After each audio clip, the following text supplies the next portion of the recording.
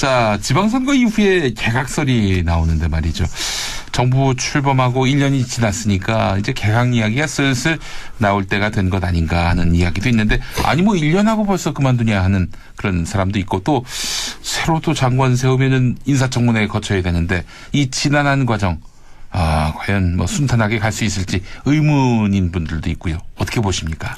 한 1년 됐으면은 이제 뭐 좀 평가들이 나올 거 아니겠어요? 예, 예. 그러니까 조금 그동안에 뭐 제대로 성과를 못 낸 분들 예. 얼마가 될지는 몰라도 예. 개각 필요성은 있겠죠. 예. 네. 그 가장 잘한 장관, 못한 장관 꼽아주실 수 있겠습니까?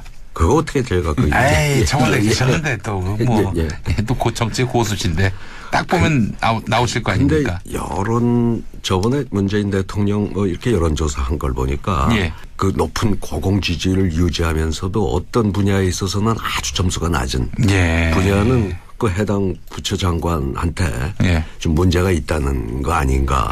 뭐 그 자료 보시면 나오니까 저한테 그 어느 장관이라고 이름 들을 생각은 마시고. 저 법무부, 국방부, 환경부, 여성가족부가 지금 꼽히고 있는데 교육부도 개각 대상으로 그때 꼽히고 점수는 있고요. 교육 정책에 대해서는 국민들 신뢰가 아주 낮았죠.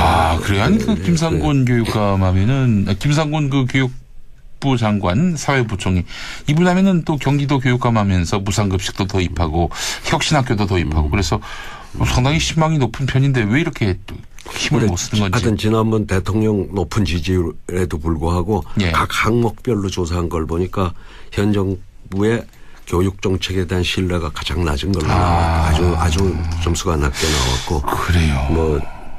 뭐 환경 정책에 대해서도 뭐 아시다시피 뭐 몇 가지 요새 미세먼지나 뭐 이런 거에 대해 또 지난번에 뭐 저거 뭐죠 쓰레기 왜 대란이 예. 뭐 그거 대처도 그렇고 해가지고 하여튼 그 국민들이 참 그거 보면 날카로워요. 예. 대통령 정부에 대한 지지율이 그렇게 고공으로 달려도 그런 데서는 또 탁탁 짚는 것 같아요. 네. 민생 문제는 굉장히 민감한 사안이니까 말이죠. 예. 임광기 논설위원님도 한번 제 평가해 주시죠. 생각에는 누구보다도요. 지금 제일 큰 문제 중에 하나가 문재인 정부에 대한 인기는 굉장히 높은데 지금 장관들 이야기를 해보면은 우리가 장관들에게 책임 정치를 한다고 권한을 많이 준다고 그러지 않았습니까? 그런데 사실 그렇지 못해요. 어느 장관 할 것 없이 존재가 잘 안 보이는 것이 임명은 했는데 권한도 주고 책임도 물어야 되는데 지금은 권한보다도 책임을 물어야 되는 시기가 온 것 같아서 그게 저는 굉장히 좀 안타까워요.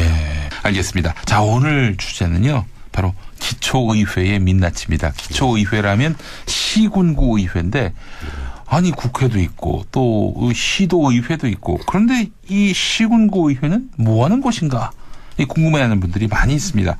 자, 임광기 위원님, 사실 이번 기초의회로부터 지방자치가 시작되지 않았습니까? 그렇죠. 우리가 풀뿌리 민주주의라고 하는 것은 가장 기초 단위가 우리 말 그대로 기초부터 시작이 되는 거죠. 이 김대중 대통령 단식 투쟁으로 그러니까 얻어낸 우리가 선물로 지방자치 역사를 한번 살펴보면은요. 사실은 1948년에 헌법에 헌법 처음 만들 때부터 명시가 돼 있었고요. 그다음에 자치법까지 제정이 돼 있어요. 그래서 사실상은 그때부터가 시작이 됐지만은 그때 당시에는 단체장 선거는 안 하고 의회만 뽑았었어요. 근데 전쟁으로 선거를 못 치러버렸어요. 그래서 1952년도에 전쟁 중에 처음으로 실시가 됐습니다. 선거가. 그런데 60년에 2공화국 헌법이 개정이 되면서 선거 대상이 자치장까지 전부 확대가 됐습니다. 그런데 안타깝게도 이게 61년 5월 16일 5.16 쿠데타로 이것이 지방자치에 관한 임시조치법, 그러니까 쉽게 말해서 지방의회는 해산하고 지자체가 폐지가 돼버립니다. 명목은 뭐라고 했냐면 통일 이후로 유보한다 이렇게 명시를 했어요. 쉽게 말해서 직접 중앙에서 장악하고자 하는 거예요. 지방자치 없애버리고 전부 위에서 시장 군수 뭐 전부 다 임명하고 의회는 필요 없고요. 그러니까 중앙 집권화를 한 거죠. 그러다가 1987년에 6월 항쟁 때 임시조치법이 폐지가 되고 지방자치법이 부활이 됩니다. 그런데 그때 분명히 실시하기로 했지만 안 하고 있어요. 그래서 지금 말씀하셨던 김대중 대통령 당시에 평민당 총재가 90년에 단식투쟁에 들어갑니다. 물론 그것 때문만은 아닌데 내각제 포기 이것과 함께 지방자치제 전면 실시하라. 이렇게 해가지고 13일간 단식투쟁을 하면서 결국은 6.29 선언에 들어가 있는 것 중에 하나가 바로 지방자치제 도입이었습니다. 그런데 노태우 대통령이 또 시행을 하지 않다가 이 단식을 하면서 91년도에 지방의회 선거가 실시가 되고요. 그다음에 95년도에 단체장 선거까지 되면서 완전한 지금의 지방자치제가 된 거는 95년 7월 1일입니다. 네, 그래요. 아이고 이 짧은 시간에 그 역사, 긴 역사, 수십 년의 역사를 복잡한 역사가 있습니다. 쫙 정리해 주셨습니다. 자, 뭐 지방자치 좋죠. 뭐 명분이야. 풀뿌리 민주주의. 또 사실 우리 동네 아저씨, 아줌마들이 가서 동네 살림을 챙기는 그런 이상적인 그런 그림을 우리는 떠올렸다가 지금은 말이죠. 뭐 굳이 있어야 하나. 그게 저는 아마도 정당 공천 때문이 아닌가 하는 생각이 드는데요. 근데 한번 생각을 해보세요. 과거에 시장 군수 중앙에서 임명해가지고 와서 한 1, 2년 있다가 가는데 그 사람은 어디 더 좋은 자리 가고 승진하려고 중앙만 쳐다봤지 주민 쳐다봤습니까? 맞습니다.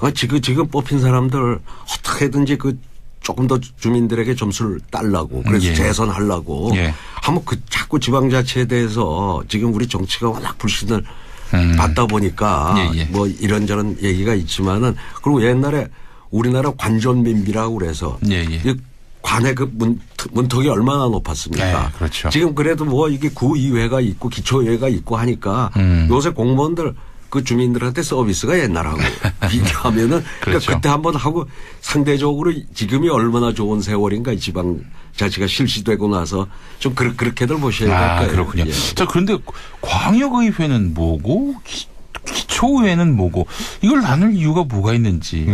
일단 기초단체가 있고 광역단체가 있단 말이에요. 시도 그러니까 광역시까지 포함해서 우리가 17개 시도가 있습니다. 서울, 부산, 뭐 광역자치단체라고 하죠. 그다음에 이제 나머지 거기 밑에 있는 시, 군, 구가 있지 않습니까? 거기에 기초의회가 있는 거죠. 강남구청장, 혹은 뭐 아산시, 어디 군주 밑에 군청이라든가. 그래서 양쪽에 투 트랙으로 해서 같이 나가는 거죠. 그러다 보니까 일반인들은 잘 헷갈리니까 왜 그럼 우리 성남시 분당구에는 구의회가 없냐 이런 사람도 있어요. 그런데 그런 구는 기초단체의 구가 아니죠. 그렇죠. 기초단체는 거기는 성남시고. 그렇습니다. 워낙 인구가 많으니까.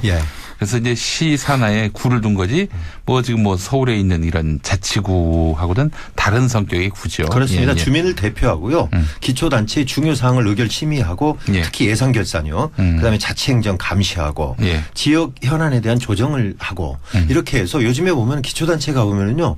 뭐 둘레길이라든가 뭐 축제라든가 이런 거 보면은 주민들을 위해서 어떤 것들을 물론 뭐 예산을 뭐 낭비하고 이런 것들도 지적이 있지만은 전체적으로 보면은 위를 쳐다보지 않고 주민을 그러니까 자기네 그 구 시민들을 바라보는 그런 행정들은 굉장히 바람직하게 이제 자리를 잡아가고 있습니다. 그런데 이 문제에 대해서는요. 그러니까 우리 지금 행정구역 단계가 말이죠.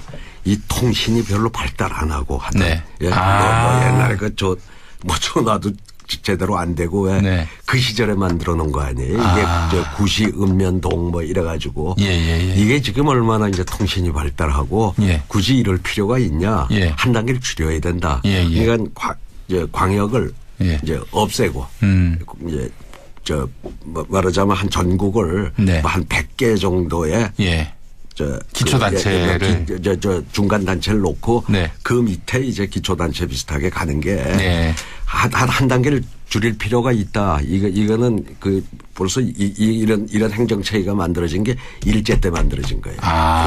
시도 이런 광역단체를 없애고 기초단체 여러 개를 좀 하나로 묶고 해서 행정구역 개편에 관해서는 우리 시각에는 일리는 있는 얘기예요. 그런데 이게 그 개선한다는 게 쉬운 노릇은 아니죠. 행정구역 개편은 굉장히 복잡한 이제 문제가 있단 말이에요. 근데 지방자치제의 현재 문제점 중에서는요. 이 기초의회 있지 않습니까? 여기에 제일 기본 단위가 제일 인구 너무 작은 데들이요. 그런 데들도 7명이에요. 의회가 의원이. 근데 의회가 7명이서 하면은 의장 1명, 부의장 1명, 상임위원장 들으면 전부가 다 가요. 과연 7명으로서 의회가 존재할 필요가 있겠느냐 하는 지적이 계속 있고요. 그다음에 광역시. 예를 들어 서울시라든가 울산시 예. 거기에도 구의회가 있을 필요가 있느냐 이런 것들은 참 많이 지적되는 부분이에요. 예. 기초의원들이 한때는 또 급여를 안 받던 때가 있었어요. 처음에는 급여를 안 받았죠. 무보수 명예직이다 그렇게 해가지고 일종의 회의 있을 때만 주는 거마비만 줬었어요. 예. 그랬더니 문제가 많아졌어요. 예. 왜 그러냐면은 첫째는 정말로 제대로 할 만한 사람들은 월급이 없으니까 출마를 못 하는 거죠. 그러다 보니까 현지에 조금 뭐 좀 사업 좀 하고 장사하는 사람들이 자꾸 나와가지고 그렇죠. 그런데 이제 자꾸 이권에 개입을 하는 거죠. 그런 사람들이 네. 돈을 안 받으니까. 그래서 2006년 민선 4기 때부터 돈을 주기 시작했습니다. 그런데 지금은 상당히 많아요. 얼마나 될 것 같습니까? 기초의원이. 뭐 그래도 일반 직장인만큼은 받지 않을까 싶은데. 거기에 크게 보면요. 월정 수당이라는 게 있고 의정 활동비 이렇게 두 가지가 나눠져 있는데 예. 월정 수당 지금 받고 있는 걸 전국 평균을 내보니까 광역 의원들은 3,943만 원, 기초의원은 2,538만 원. 예. 그거밖에 안 되나 그러지만 또 의정 활동비라는 게 있어요. 의정 활동비가 광역은 150만 원, 기초는 110만 원.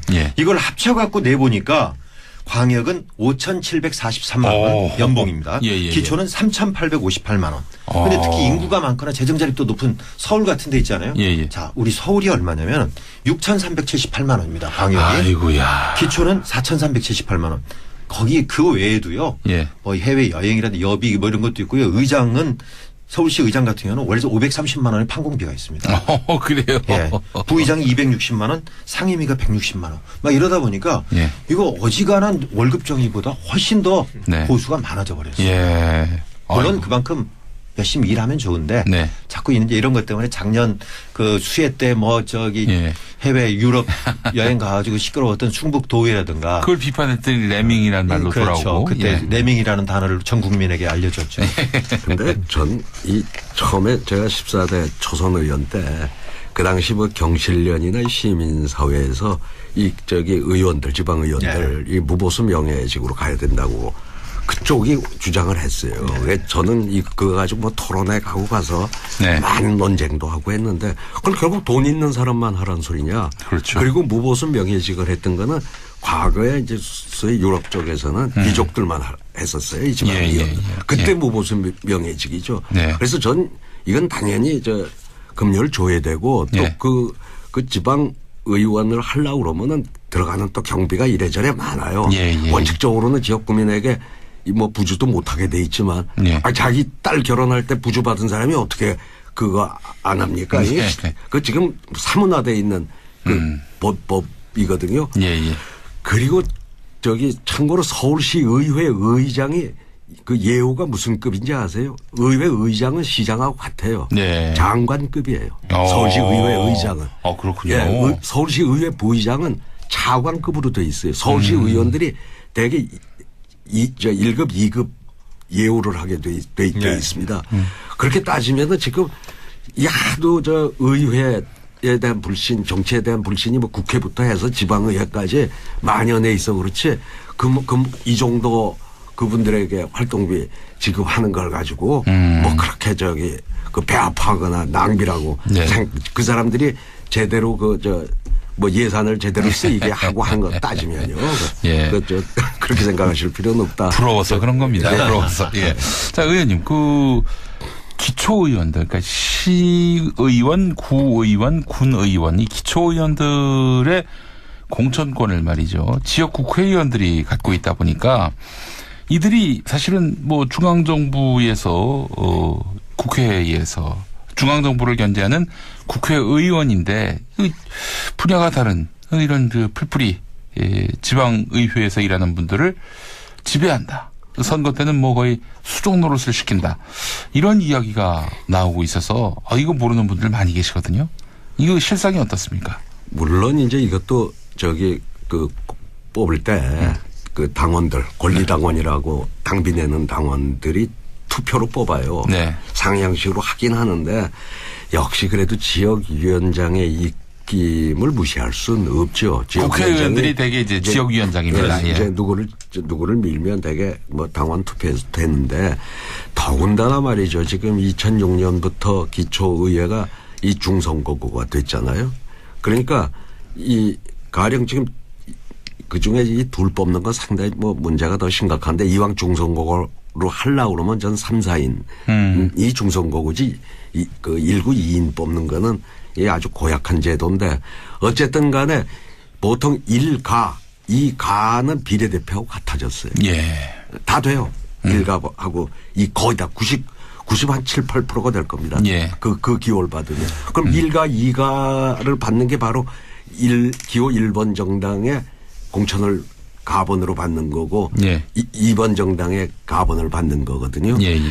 그러니까 또 그건 그 비례대표하고 똑같이 그냥 받으면은 당선이에요. 받는 즉. 그러니까 이 위원장의 입김이 굉장히 강해졌는데 여기에 대해서는 좀 몇 가지 그 보완을 해야 될 겁니다. 이 공천 그 선출 방식에 대해서 좀 강제를 할 수 있으면 강제를 하든가 뭐 좀 정당 자율에 맡긴다 하더라도 예. 몇 가지 좀 그게 있어야 되고 근데 예. 그거보다 하여튼 1구 2인 요번에도 서울시 같은데 34개 구역을 선거구 획정위원회를 만들었거든요. 예, 예. 거기서 4인 선거구로 하라고 34군데를 획정위가 권고를 했는데 그거 1당하고 2당하고 민주당하고 자유한국당이 다 2개로 바꿔버렸어요. 네. 아주 나쁜 짓을 한 거예요. 예. 참. 근데도 요새 뭐 딴 데 묻혀가지고 그 좀 호되게 그거 비판을 받아야 될 게 제대로 언론도 그 대목에서는 이번에 그냥 좀 슬그머니 좀 넘어간 측면이 있죠. 한 선거구에서 4명이 당선될 수도 있었는데 2명만 당선될 수 있게 해가지고 결국 자유한국당과 더불어민주당과 자유한국당만 당선되게끔 양당, 거대 양당이 담합했다. 이렇게 보는 시각들이 있더라고요. 그랬죠. 그렇게 적어도 저 선거 획정위원회를 전문가들로 구성을 했으면 그 권고사항은 획정안은 그래도 존중을 했어야죠. 서울시 기초 의원들을 정당 공천을 하느냐 마느냐 지금 그거 말하고 있지 않습니까? 근데 사실 2개 다 장단점이 있어요. 네. 원래는 공천을 안 했단 말이에요. 네. 그런데 안 했더니 어떤 문제가 생기냐면은 투표를 하러 가고 혹시 지금 이번 선거에 혹시 기초단체 의회나 장이 누가 나왔는지 아십니까? 잘 모른단 말이에요. 예. 그러다 보니까 이게 로또예요. 1번이나 2번 뽑으면 엄청 좋은 거예요. 그러다 보니까 이 유권자들이 선택이 굉장히 어려워졌습니다. 그런 어려움 때문에 2006년부터 이제 정당 공천을 하자. 예. 실제로는 다 정당원이면서 아닌 척하고 이렇게 뽑으니까 유권자들이 헷갈리고 특히 중요한 건 공정한 정당 시스템을 통해서 제대로 된 후보들을 당들이 책임지고 골라내자. 그래서 책임 정치를 하자. 그리고 후보 난립을 막자. 그리고 유권자들이 선택하기 용이하자. 이런 취지에서 이게 실시가 된 거거든요. 근데 그 취지는 자체는 좋았는데 지금 지적하셨듯이 지구당 위원장 그러니까 국회의원들 뭐 이런 사람들이 너무나 갑으로서 이렇게 공천을 휘두르다 보니까 이런 문제점들이 생겨서 이제는 폐지해야 되는 거 아니겠느냐 하는 얘기들이 나오는 거죠. 저 같아도 기초의회 같은 경우는 뭐 그냥 동네에서 지역을 위해 일하고 싶다는 분들이 정당에 얽매지 않고 이렇게 당선되고 활동할 수 있게 하는 것이 옳지 않겠나. 정치 발전적으로 보자면은. 근데 이제 그걸 사실 지난 2014년에 안철수 새정치민주연합 공동대표가 밀어붙였다가 당내 저항을 받고 결국 무산되지 않았습니까? 그때 이랬죠. 그걸 법으로 공천을 못하게 추진했으면은 모르는데 그때 이제 지금 자유한국당인 전신이 여당이 반대를 했어요.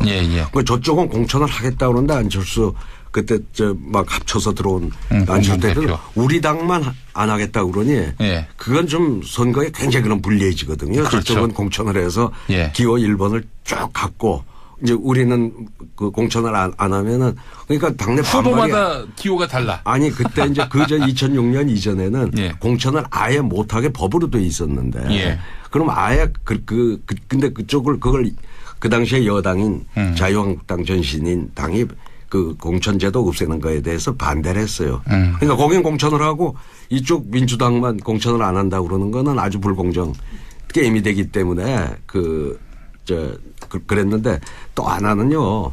제가 좀 정치를 일찍 시작해서 95년도에도 공천제도 없을 때요. 다 내천이라고 그래서 사실은 다 공천을 해서 그걸 이른바 내천이라고 해. 그러면 이제 이거 제비 뽑기 때문에 기호는 통일이 안 되는데 다만 거기에 이쪽 당 사람들은 뭘 하나씩 공통적인 암호를 써요.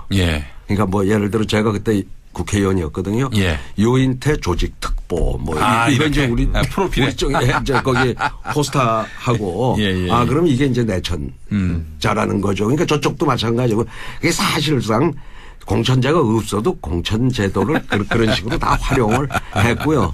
또 하나 원칙적으로 따지면요. 근데 그럼에도 불구하고 단체장은 공천을 처음부터 했어요. 95년도부터. 그럼 단체장을 구청장은 정당 공천을 받은 구청장이 있는데 구의원들은 당적을 가지면 안 된다. 이것도 조금은 원칙에는 안 맞는 얘기인데 이제 그러니까 일장일단이 있어요. 뭐 한쪽이 꼭 옳고 한쪽이 그러다고만 얘기하기 좀 어려운 측면이 있죠. 예, 알겠습니다.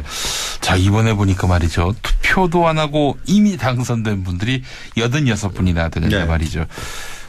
이거 뭐 거대 양당의 그 독식이 얼마나 심각한지를 보여준 그런 사례가 아닌가 싶습니다. 임강기 위원님. 예.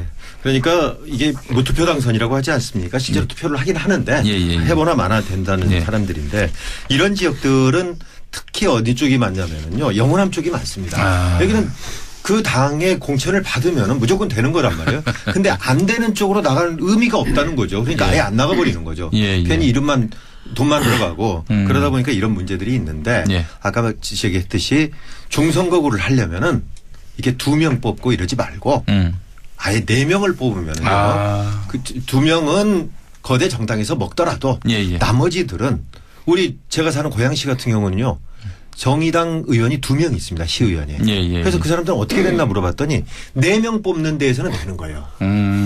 그래서 이 소수 정당 그리고 또 무소속 이런 사람들도 들어갈 수 있는 여지를 만들어 놔야 됩니다. 그러지 않으면 이런 문제가 계속 이어질 수밖에 없거든요. 정당 공천제 폐지 이런 것들도 작년 12월 달에 기초의원들한테 전국 기초의원 전수조사를 했더니 68.8%가 공천제 폐지해달라는 거예요. 왜 그러냐 그랬더니 전부 중앙당의 정쟁 도구가 되고 공천 과정에서 너무나도 우리가 비참하다. 그러니까 이런 것들을 폐지해서 정말 풀뿌리 민주주의를 실현할 수 있는 토양을 좀 만들어달라 이렇게 주장을 하고 있습니다. 알겠습니다. 그 점에 대해서는요. 아까처럼 공천제를 없애면 내천제가 되잖아요. 내천제가 될 때야말로 위원장이 마음대로 할 수가 있어요. 오히려 너 해가지고 딱 한쪽만 볼 수는 없고요. 제가 하나 이제 이 대목에서 좀 개선할 거는 지금 기초의원이 평균 연령이 광역의원보다 훨씬 높아요. 나이가 많아요. 왜 그러냐. 아까 말한 대로 비례대표처럼 1가 2가 받으면 되니까 저는 하나 뽑을 때는 여러 가지 자기가 조금 이 상품성이나 이게 떨어지니까 안 나가려고 하던 사람들이 지금은 다 나오겠다고 그래가지고 당의 오랜 공신들 있잖아요. 이 사람들이 전부 나오다 보니까 기초의회 가면 전부 나이들이 많고 이게 광역은 젊은 사람들이 많아요. 한번 그 평균 연령 서울의 기초의원하고 광역의원 한번 평균 연령을 내보세요. 그래서 저는 한때 이걸 법으로 강제를 한 게 우리 여성의 정치 참여를 더 늘리자 해가지고 한 지역에서 여성 공천 잘 안 두면은 공천이 다 무효화되게 만들었잖아요. 저는 마찬가지로 여성은 그대로 두고 청년을 뭐 40세 이하 청년을 공천 안 하면 다 무효화되게. 그런가 하면 너무 당에서 올해 소위 터줏대감들이 이 독식하는 거 이건 좀 막아야 되겠다. 그래서 이 여성과 청년의 강제 조항 뭐 이 정도의 개선책이라도 좀 해야 될 필요가 있다. 그리고 또 하나 이제 소선거구로 돌아가는 것보다는 예를 들어서 이게 확 한쪽으로 쏠리대요. 그럼 구청장이 되고 서울시장 된 데가 구의회도 다 쓸어버려요. 그렇죠. 구청장 되는 데가 구의원까지 다 먹어버리면은 그 의회가 제대로 견제 기능을 못할 거 아니에요. 이게 다 양면이 있는데 하여튼 하려고 그러면 아까 말한 대로 꼭 4인이 아니라 3, 4인. 그 이제 인구에 따라서 3인이 될 수도 있고 경우에 따라 4인이 될 수도 있고 3, 4인의 중선거구로 가고 청년 강제 조항을 하나 좀 보완을 했으면 그래도 많이 개선이 되겠다. 여성들처럼 말이죠. 알겠습니다. 국민들이 참 그거 보면 날카로워요. 대통령 정부에 대한 지지율이 그렇게 고공으로 달려도 그런 데서는 또 탁탁 짚는 것 같아요. 네. 민생 문제는 굉장히 민감한 사안이니까 말이죠. 예. 임광기 논설위원님도 한번 제 평가해 주시죠. 생각에는 누구보다도요. 지금 제일 큰 문제 중에 하나가 문재인 정부에 대한 인기는 굉장히 높은데 지금 장관들 이야기를 해보면은 우리가 장관들에게 책임 정치를 한다고 권한을 많이 준다고 그러지 않았습니까? 그런데 사실 그렇지 못해요. 어느 장관 할 것 없이 존재가 잘 안 보이는 것이 임명은 했는데 권한도 주고 책임도 물어야 되는데 지금은 권한보다도 책임을 물어야 되는 시기가 온 것 같아서 그게 저는 굉장히 좀 안타까워요. 알겠습니다. 자, 오늘 주제는요. 바로 기초의회의 민낯입니다. 기초의회라면 시군구 의회인데 아니 국회도 있고 또 시도의회도 있고 그런데 이 시군구 의회는 뭐 하는 곳인가 궁금해하는 분들이 많이 있습니다. 자, 임광기 위원님, 사실 이번 기초의회로부터 지방자치가 시작되지 않았습니까? 그렇죠. 우리가 풀뿌리 민주주의라고 하는 것은 가장 기초 단위가 우리 말 그대로 기초부터 시작이 되는 거죠. 이 김대중 대통령 단식 투쟁으로 그러니까 이제 우리가 선물로. 지방자치 역사를 한번 살펴보면은요. 사실은 1948년에 헌법 처음 만들 때부터 명시가 돼 있었고요. 그 다음에 자치법까지 제정이 돼 있어요. 그래서 사실상은 그때부터가 시작이 됐지만은 그때 당시에는 단체장 선거는 안 하고 의회만 뽑았었어요. 근데 전쟁으로 선거를 못 치러버렸어요. 그래서 1952년도에 전쟁 중에 처음으로 실시가 됐습니다. 선거가. 그런데 60년에 2공화국 헌법이 개정이 되면서 선거 대상이 자치장까지 전부 확대가 됐습니다. 그런데 안타깝게도 이게 61년 5월 16일 5.16 쿠데타로 이것이 지방자치에 관한 임시조치법, 그러니까 쉽게 말해서 지방의회는 해산하고 지자체가 폐지가 돼버립니다. 명목은 뭐라고 했냐면 통일 이후로 유보한다 이렇게 명시를 했어요. 쉽게 말해서 직접 중앙에서 장악하고자 하는 거예요. 지방자치 없애버리고 전부 위에서 시장, 군수 뭐 전부 다 임명하고 의회는 필요 없고요. 그러니까 중앙 집권화를 한 거죠. 그러다가 1987년에 6월 항쟁 때 임시조치법이 폐지가 되고 지방자치법이 부활이 됩니다. 그런데 그때 분명히 실시하기로 했지만 안 하고 있어요. 그래서 지금 말씀하셨던 김대중 대통령 당시에 평민당 총재가 90년에 단식투쟁에 들어갑니다. 물론 그것 때문만은 아닌데 내각제 포기 이것과 함께 지방자치제 전면 실시하라. 이렇게 해가지고 13일간 단식투쟁을 하면서 결국은 6.29 선언에 들어가 있는 것 중에 하나가 바로 지방자치제 도입이었습니다. 그런데 노태우 대통령이 또 시행을 하지 않다가 이 단식을 하면서 91년도에 지방의회 선거가 실시가 되고요. 그다음에 95년도에 단체장 선거까지 되면서 완전한 지금의 지방자치가 된 거는 95년 7월 1일입니다. 네, 그래요. 아이고 이 짧은 시간에 그 역사, 긴 역사, 수십 년의 역사를 복잡한 역사가 있습니다. 쫙 정리해 주셨습니다. 자, 뭐 지방자치 좋죠. 뭐 명분이야. 풀뿌리 민주주의. 또 사실 우리 동네 아저씨, 아줌마들이 가서 동네 살림을 챙기는 그런 이상적인 그런 그림을 우리는 떠올렸다가 지금은 말이죠. 뭐 굳이 있어야 하나. 그게 저는 아마도 정당 공천 때문이 아닌가 하는 생각이 드는데요. 근데 한번 생각을 해보세요. 과거에 시장, 군수 중앙에서 임명해가지고 와서 한 1, 2년 있다가 가는데 그 사람은 어디 더 좋은 자리 가고 승진하려고 중앙만 쳐다봤지 주민 쳐다봤습니까? 맞습니다.